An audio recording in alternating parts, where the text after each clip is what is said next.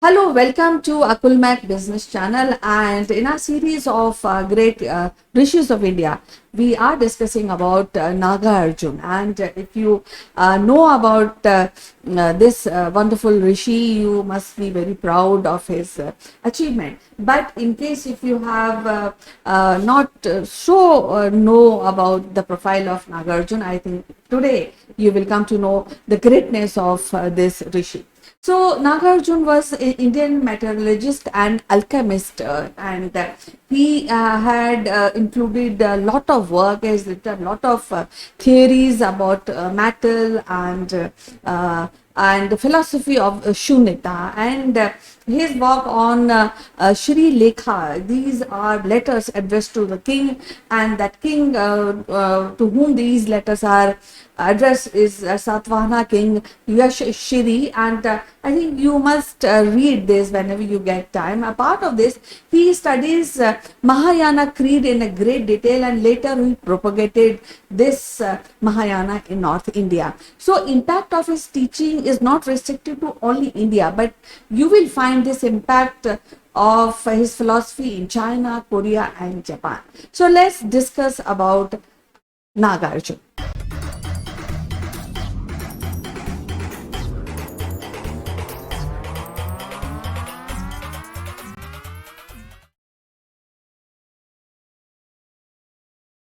So, when we are talking about the contribution of Nāgārjuna in the history, I must say that he is the very profound chemist, or maybe he has contributed a lot of in chemistry. Nāgārjuna was the first person in the history of chemistry to have beaten up the black sulfide of mercury, the name rasa, which is also used in medicine, and that's he created. The study of Rasa Ratnakar, a book which he has written, gives an introduction of various types of chemical used by Nāgārjuna, which was extraordinary at his time. Nāgārjuna had command over iron and mercury. The treatise on iron, which in Hindi we say Lahu Shastra, existed in ancient time and is being well consulted and appreciated.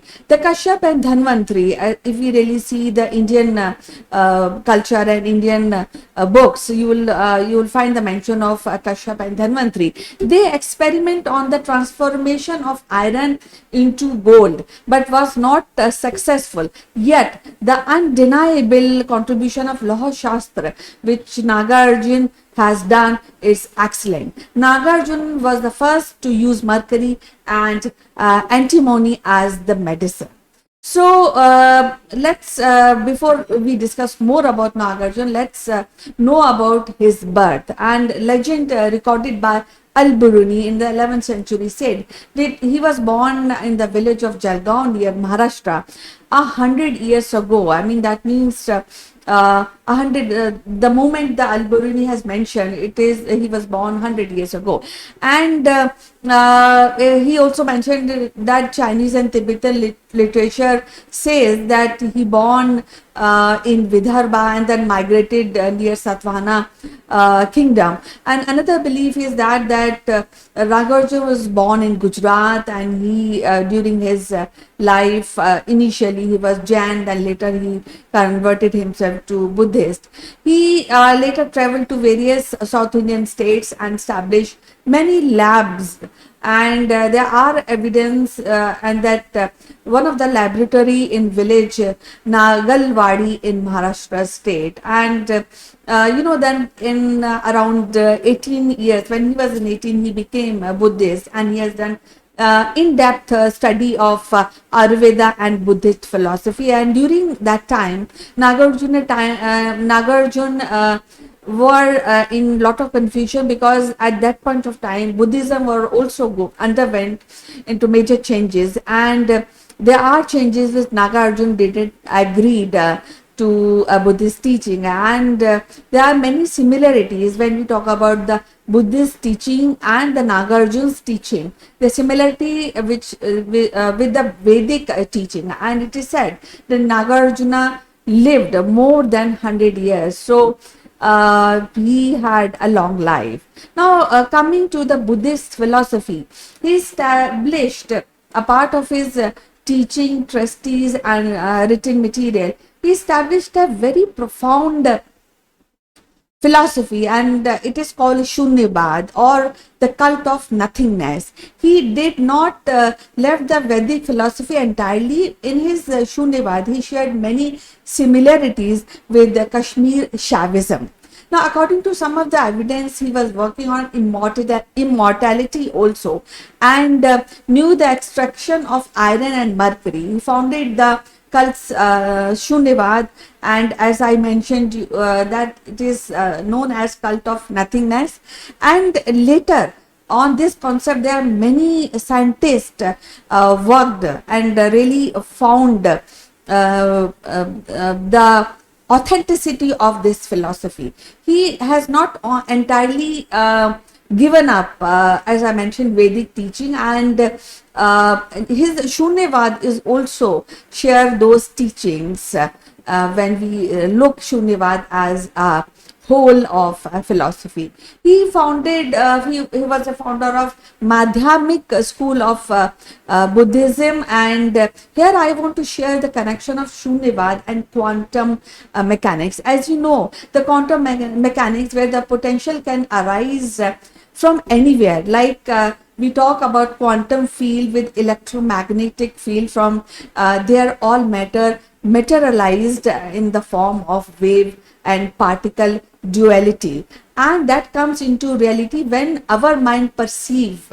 And you know, let us take example of atom, which is 9.9% of atom is made of space or emptiness, as you know that. So, the reality itself arise and return to emptiness, and that is what is being discussed or is being propagated by Nāgārjuna. An object depends on other object for existence. Nāgārjuna said that one object by itself is nothing.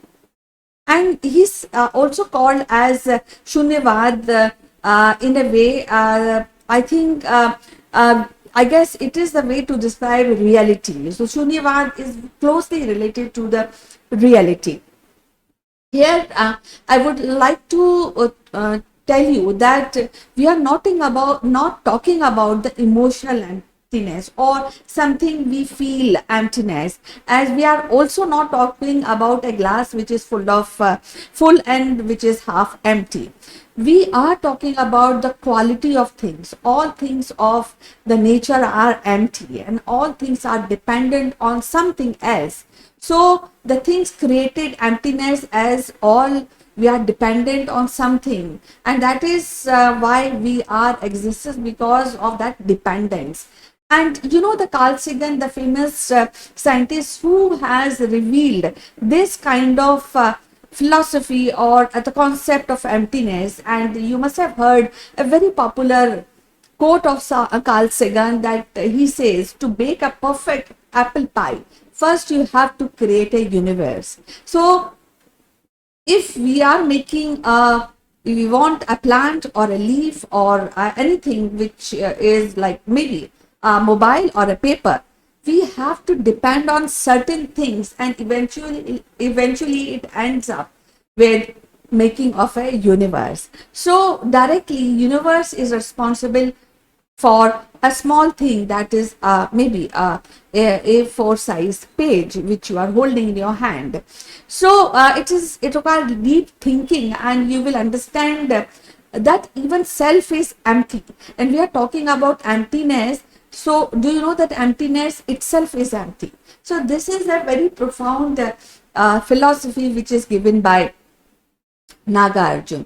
Now let's talk about his alchemist contribution. The Tibetan source gives indication that Nāgārjuna was a very profound alchemist, and his medical work is also referred, and Tibetan source referred him as a Siddha Purush, a very profound Purush, man and powerful alchemist. He had a laboratory which is on one of the main laboratories, which was on Shri Parvat, and currently it is known as the Shri Selam, which is also a Jyotirlinga which is by the name of Mallikarjuna, and which is a Shiva temple. It is at Andhra Pradesh, India. So at Shri Selam, Nāgārjuna experimented on metals, especially on mercury, and he distinguished between metal and also submetal. He found the mercury can dissolve all metals. Ayurvedic medicine prior to Nāgārjuna comprises of preparation largely from vegetable sources. Nāgārjuna founded Ras Chikitsa, which was opposed by many orthodox doctors or Vaidyas. But Nāgārjuna argued that advantage of rasa in a small doses can treat patient, and it is quick action healer for patients who are more sick. He also invented the process of distillation and calcination, and it is said that Nāgārjuna also discovered Kajavali, the black sulfide of antimony, and that is why it was able to convert the metal into ashes and then used these metals in the form of medicines. Now, you must have heard if you are well versed with the Ayurvedic medicine, there are many bhasma, and one of that bhasma is Makar Dhwaj, and it is a mercury compound, and that can work wonders with a patient who are really close to death. The preparation of ashes or bhasma is quite tedious, a chemical process that entails the thousand of calcination in that process. It is said that he actually mentioned that there are 5 types of mercury, and the example of red and grey are good. The yellow, white and multicolored, mainly the peacock shade, needed at least 18 treatments before they could be used for medicine purposes. It is he talked about the cleaning of mercury and make it pure, and apart of talking about many other metals and their treatments, and if you really go back in the antiquity, you will also find there are Shiv lingas made of mercury, and that is something treatment or a process is being discussed and given by Nāgārjuna. Now, Nāgārjuna's contribution cannot be ignored, because Nāgārjuna philosophy represents something of watershed not only in the history of Indian philosophy but in the history of the philosophy as a whole, and it calls into the question certain philosophy assumptions so easily restored in our attempt to understand the world. So we have to really understand the whole meaning of his philosophy and how it is so attached to our being here in this world. Among these assumptions, there are the existence of stable substance, the linear and one directional movement of causation, the atomic individuality of person, the belief in the fixed identity of selfhood, and the strict separations between good and bad conduct, and the blessed and not blessed life. So all such assumptions are called into fundamental questions by Nāgārjuna's unique perspective, which is grounded into the insight of emptiness or shunyata, as we call it in Hindi. The concept which does not mean non-existence or being non-available, but rather than lack of autonomous existence, and denial of autonomy according to Nāgārjuna does not leave us with the sense of metaphysical or existential privations, a loss of hopes or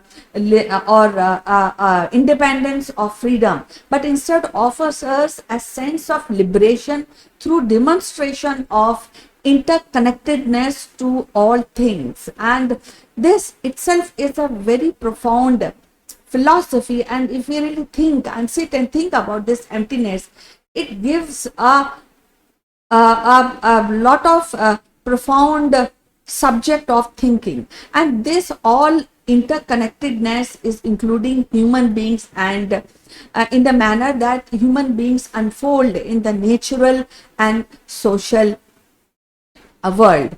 So one should not forget that the metrics of that mind is a matrix of all matters, and so reality defines us, and what we see from the lens you are referred, and that whatever we see, I mean, and that is we believe that it is reality, and that where the concept of quantum mechanics applies. And to understand more, we should refer to the double slit experiment, and then you can understand more about it. We must know that our perception defines our reality, and everything in the everything which we see, they are all interrelated and can be discussed with the theory of quantum entanglement. So Shunita says that everything is again interconnected. Nāgārjuna, not only a great alchemist, but who worked on the mercury, but also a great Rishi who talked about the quantum mechanics theories, and that makes him a superhuman and a great Rishi. And that is what I wanted to share with you today. And with lot of respect, I would like you to really understand the philosophy of emptiness and Shunita, which is so interconnected with the modern philosophy of quantum mechanics. So I'll be seeing again with the next profile of a great Rishi of India. Till then, bye bye, and you take care.